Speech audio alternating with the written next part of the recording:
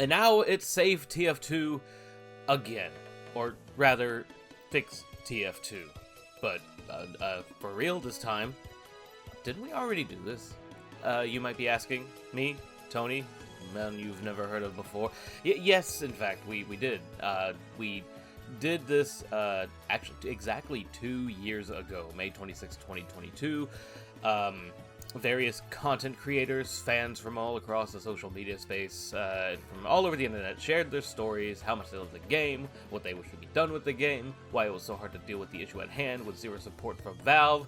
It was a very energizing kind of day. It's the kind of thing where it's you want these things to do well. You want attention to be drawn to to something that you care very much about, and for the most part it seemed to make some sort of difference. For the first time in a while, the Team Fortress Twitter account actually put out a statement.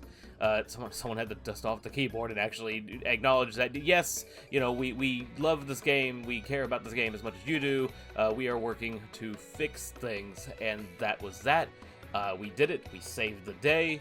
TF2 was saved, or at the very least, TF2 was acknowledged by the one company that could actually save it.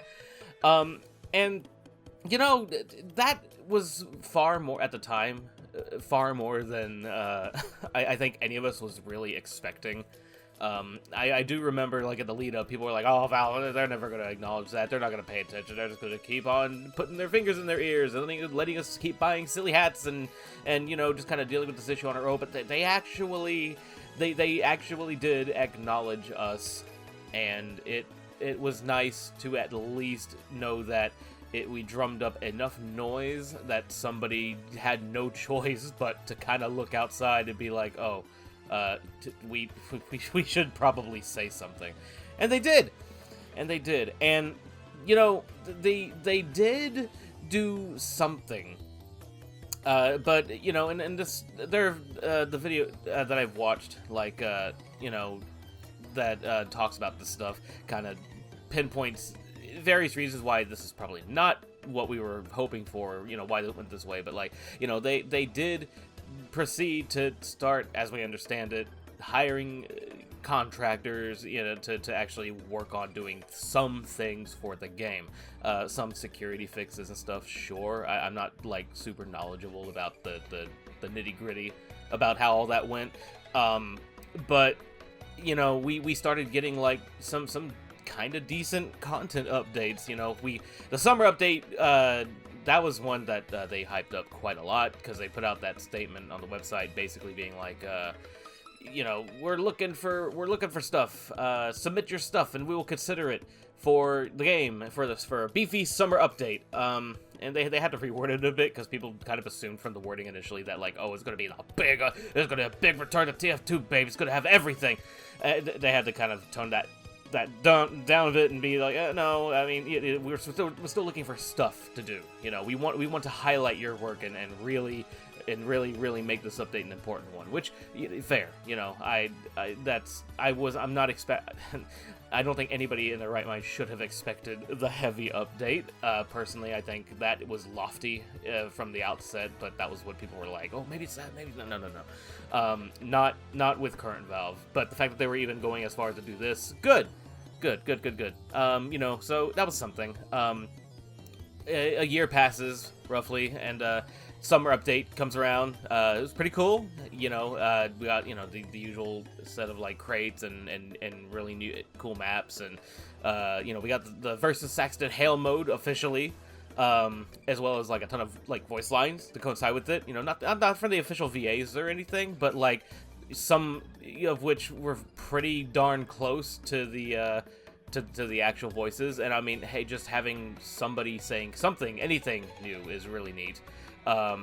The zombie mode during Halloween, that was another one. Zombie mode, the infestation thing, was also really fun. It was a little broken at first, but after a little bit, it got a little bit better. And then of course Christmas, hey, we have the, a new boss ish, Krampus. Like, that's pretty cool. Also with pretty stellar voice work, really good. But these are just kind of highlights of update content that is, pertains to the game.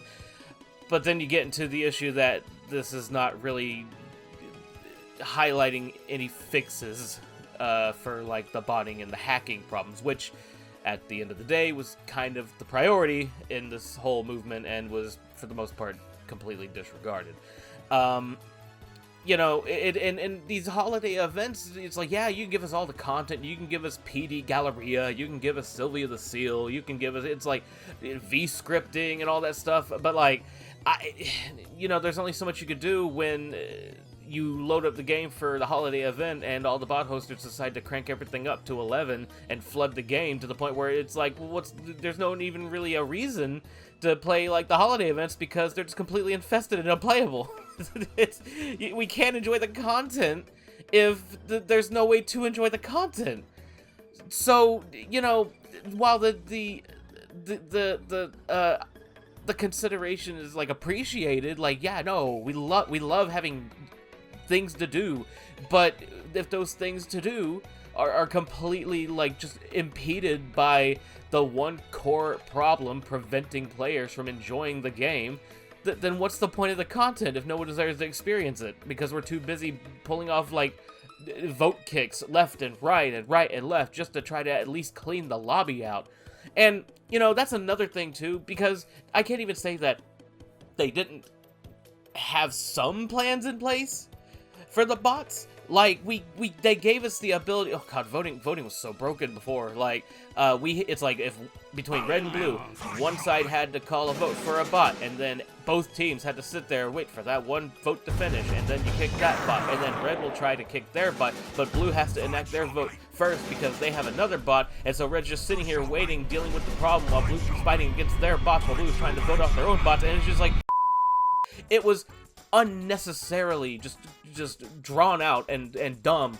But then they made the one change that I think at least made this tolerable, by giving both teams the ability to run vote kicks on their own without one having to wait for the other to finish theirs before the other side could do theirs. And that honestly is probably the only reason why I was able to just keep playing the game, because this was at least enough to curb some of the issue, because bots would come in very fast, but like if you were voting them off just as fast, then you could keep a, for the most part, relatively healthy gaming environment free of this kind of interruption. But it's not a cure-all. If anything, it's kind of a band-aid on what is essentially like a very, very, very, very leaky faucet. You got holes in the hose, man. The water is going everywhere. Yeah, put a band-aid on that one, but how long is it gonna last? Is that band-aid waterproof? Is it peeling at the side? Is it just not even gonna stay on there? Do you need to use 2 band-aids? The point being, it's like, it's a very small fix for a very big problem. But, like I said, it was something. It just, I think we kind of expected a lot more of those somethings to happen, to take place. And, we just haven't really seen any of that happen. The game did jump to 64-bit recently. This actually caught me off guard. I'm not a, major computer scientician guy or anything like that, but just for what I can understand, for the most part, it did seem like it did help cull some of the bots due to the shift in technology, countering the hoster's ability to work with what they had available at the time, like the 32, the 64, like they didn't have the hardware that was compatible, and it broke some of their stuff, and it's just they had outdated hardware. I don't know like the specifics of it, but as far as I am aware, at the very least, it was enough to knock everything knock everything off for a few days. But of course, it wasn't, that wasn't enough. The bots came back. It's about as bad as it's always been, and honestly, in some cases, especially depending on region, it's probably worse, to be honest with you.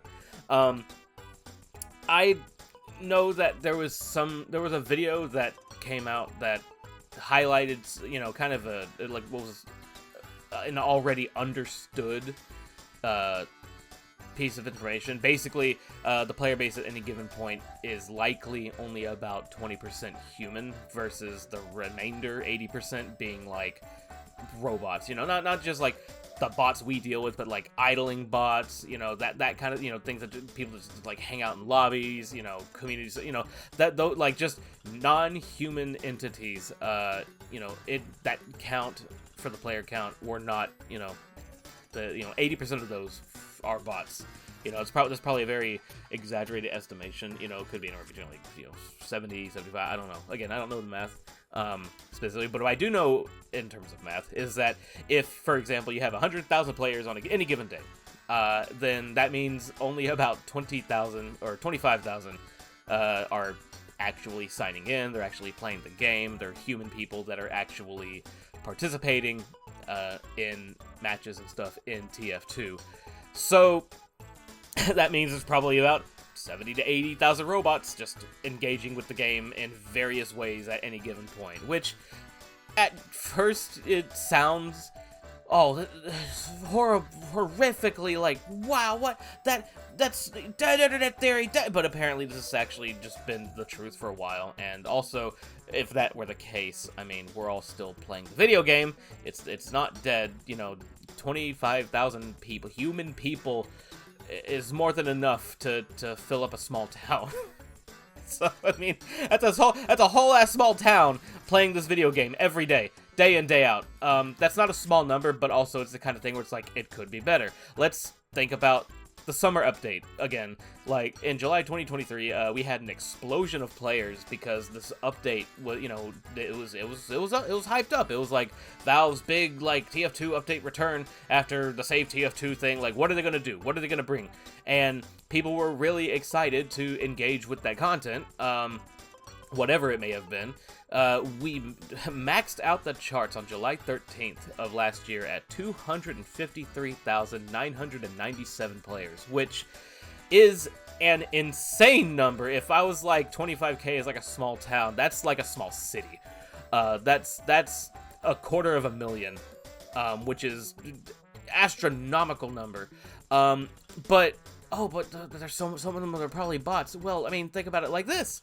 If only like 70 to 80,000 players of that number were robots, then that means the remainder at that point in time would have been more than 150,000 people at least.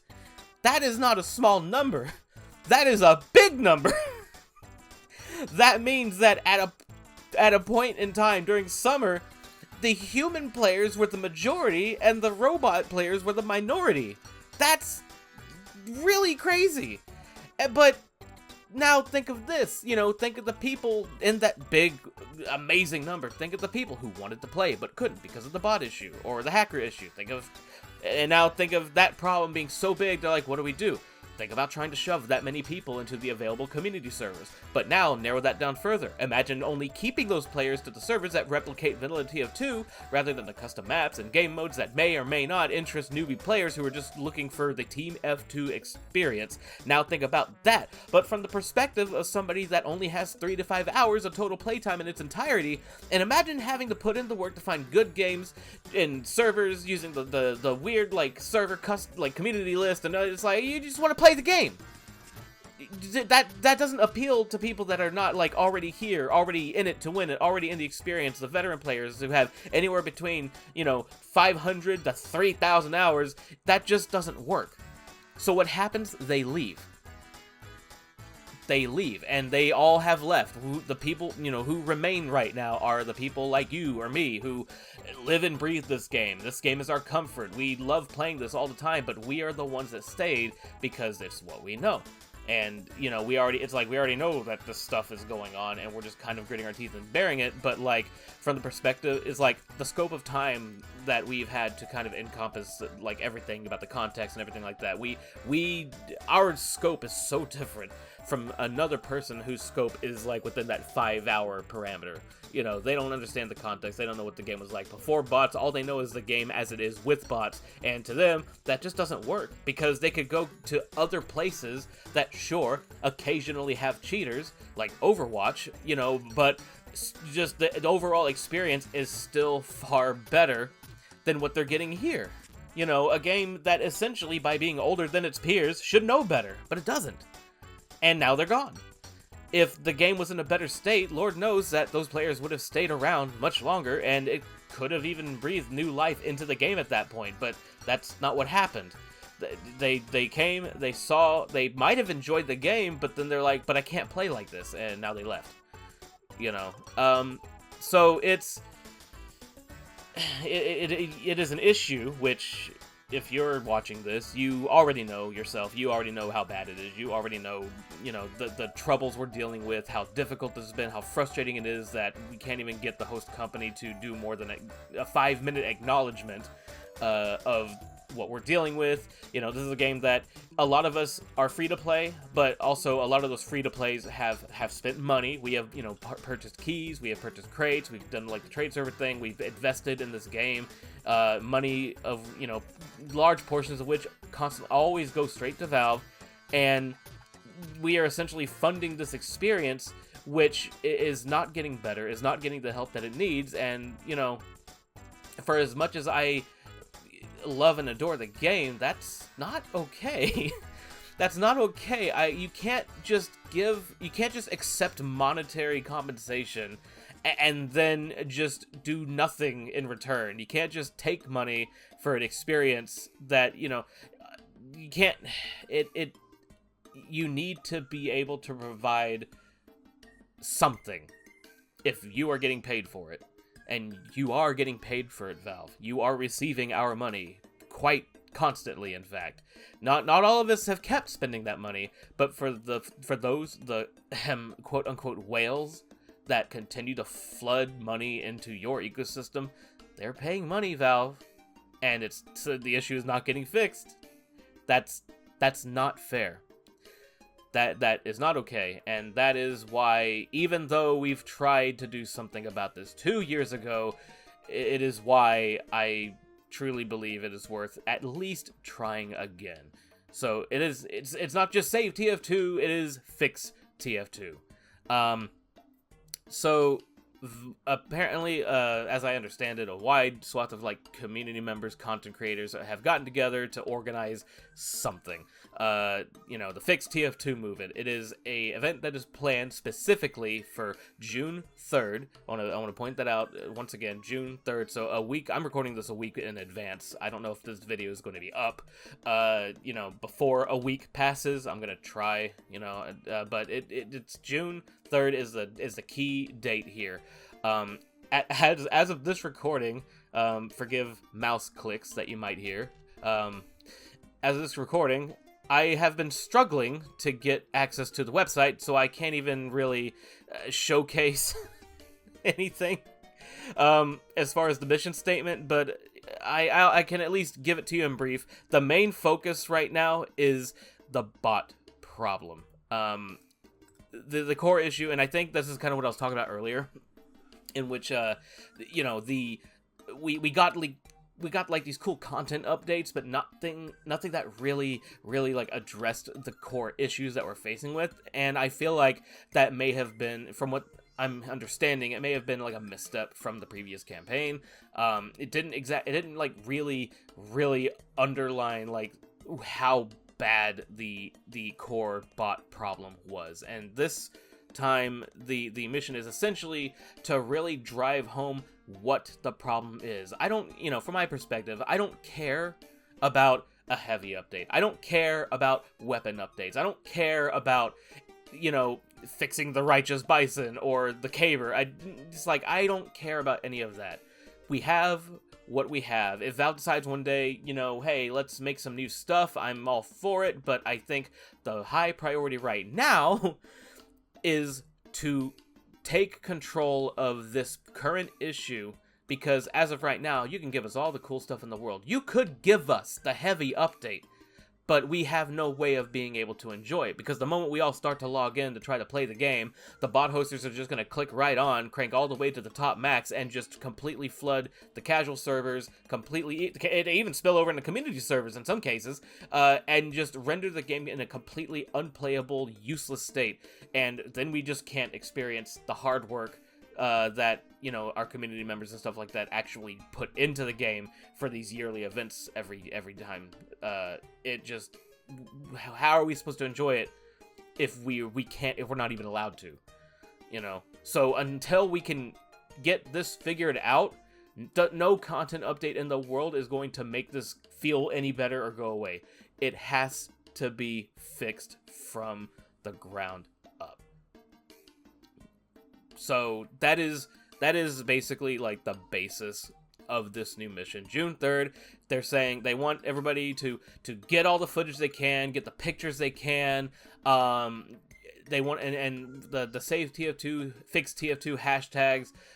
They want everybody to just post to their social medias, their TikToks, their YouTubes, anything. Just showcase, just putting an immediate, just a direct spotlight on the issue at hand. We're not sharing feel-good stories around the campfire. We're not regaling tales of old of how wondrous and nostalgic it used to be and the good times and the memories we shared, because that doesn't matter if we can't get the issue fixed in the long term. We have it has to be underscored completely how big of a problem this is. And I think that while Valve may have acknowledged that there was some difficulty, I don't think they truly grasp just how nasty this is. And frankly, it is their responsibility to do something about it. It's their product that they released, and it should not be like this in the year of our Lord 2024. Unacceptable. So this ideally, hopefully, in some way, will draw enough attention and put enough of a spotlight onto them to really push somebody somewhere at somewhere in the echelons of Valve software to finally at least do the barest minimum to help fix our game. You know, and Wheezy TF2 has a couple of videos that are kind of centralized on this, that are probably way better worded than anything that I could put out. The first video basically kind of is the lead up to this. You know, there's a way to save TF2, just kind of goes over, you know, another group of fans that kind of dealt with, you know, their cries falling on deaf ears, not getting anywhere until they finally did the kind of stuff that actually had traction, had movement, and really got the company to just really hunker down and do something for them. You know, I'm of course talking about the whole WoW Legacy thing that happened, but Wheezy TF2 goes into it a lot more detail here. I'll link the video in the description below. But also the second video that he put out today, as of this recording, basically going over kind of the Cliff's Notes about what we're going to be doing on June 3rd. Just kind of short video, just kind of basically saying what I'm saying here, which is the focus is the bots. We want to really highlight and focus the bots. That's what we got to do. And there's always that chance that it's not going to do anything. It's not going to work. I have a lot of friends who are very cynical, very skeptical about all this. And, you know, they don't think it's going to do much of anything, which fair, because the first time it didn't. But at the same time, if the net result is nothing happens, regardless of whether you try or you don't try, but there's that 5% chance that trying would lead into a different outcome anyway, I have nothing to lose. We might as well at least give it another try. You know, 5% is better than no percent, which is the opposite side of the scale, doing nothing.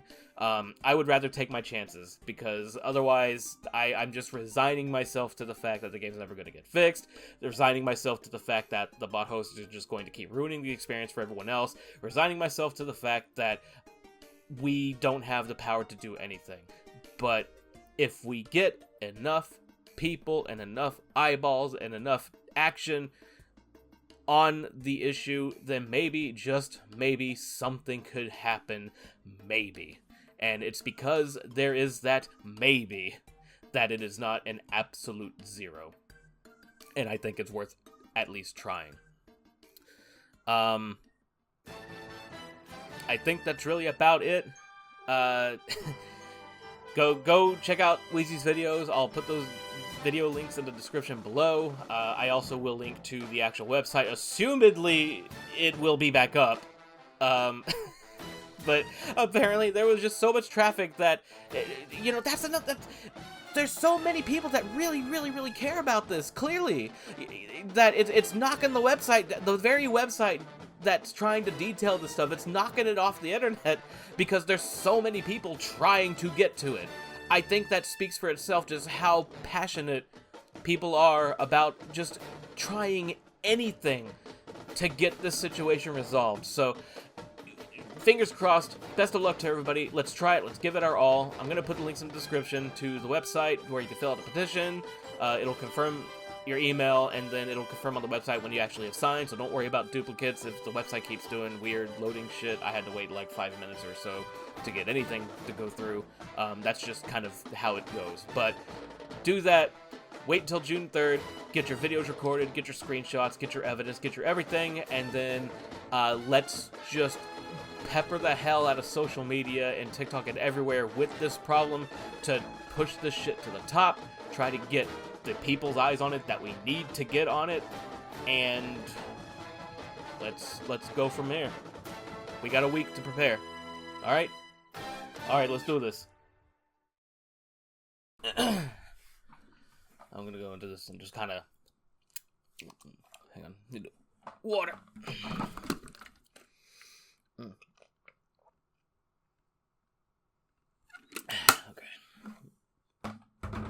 Okay. Ooh.